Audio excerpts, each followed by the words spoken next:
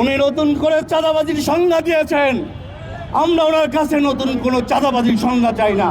জেলায় জেলায় যে মালিক শ্রমিক বিভিন্ন ইউনিয়নের নামে যে টাকা নেওয়া হচ্ছে চাঁদার নামে, সেটাকে উনি বলছে সমঝোতার মাধ্যমে নিলে কোনো চাঁদা হবে না। উনি নতুন করে চাঁদাবাজির সংজ্ঞা দিয়েছেন। আমরা ওনার কাছে নতুন কোনো চাঁদাবাজির সংজ্ঞা চাই না। প্রিয় সাংবাদিক বন্ধুরা, জুলাইয়ে আমরা রক্ত দিয়েছি। আমি একজন আহত যোদ্ধা। শুধু আহত যোদ্ধা নয়, আমি একজন মালিক ছিলাম। 65 লক্ষ টাকায় আমি একটি ট্রাক কিনে পরিবহনের ব্যবসা শুরু করেছিলাম গত হাসিনা সরকারের আমলে। বিভিন্ন চাঁদাবাজির কারণে আমার সেই ব্যবসা লস হয়েছে এবং আজকে আমি কোটি টাকার লস দিয়ে রাস্তায় এসে দাঁড়িয়েছি।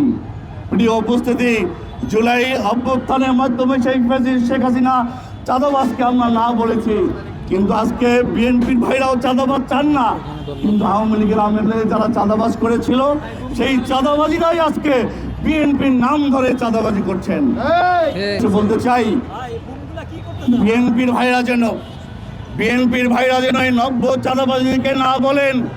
মন্ত্রী সাহেব যে ভুলভাল বলেছেন, আমি প্রধানমন্ত্রীকে রিকোয়েস্ট করব, প্রধানমন্ত্রী আপনাকে আমরা অনেক শ্রদ্ধা এবং সম্মান করি। আপনি দুইজন বাংলাদেশের দেশপ্রেমিক জিয়াউর রহমান এবং আপসীর নেত্রীর সন্তান। আপনার প্রতি মানুষের অনেক অনেক আস্থা এবং ভালোবাসা রয়েছে।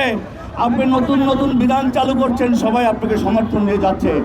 আপনি যদি চাঁদাবাজিকে বন্ধ না করেন তাহলে আপনার এই আসন হয়তো বেশি দিন টিকবে না। যেই কারণে হাসিনা টেকেনি, আপনিও হয়তো এই মসনদ আপনাকে ছেড়ে দিতে হবে। আমরা চাই সুন্দর সমৃদ্ধশালী একটি বাংলাদেশ। আপনি কি জানেন তাকে চাঁদার মাধ্যমে কি ঘটে? আপনি যদি প্রত্যেকটা জেলায় জেলায় ধরেন চিটাগাং পোর্ট থেকে কোনো মাল আসলো, চিটাগাং থেকে এ পর্যন্ত যদি 10টা জেলা বাজে, এই 10টা জেলায় মালিক শ্রমিক ইউনিয়নের নামে চাঁদা নেওয়া হয়, টোল নেওয়া হয়। এর মাধ্যমে কি হয়? ট্রাকের ভাড়া বেড়ে যায়। এই ভাড়া গিয়ে দ্রব্য মূল্যের উপরে পড়ে।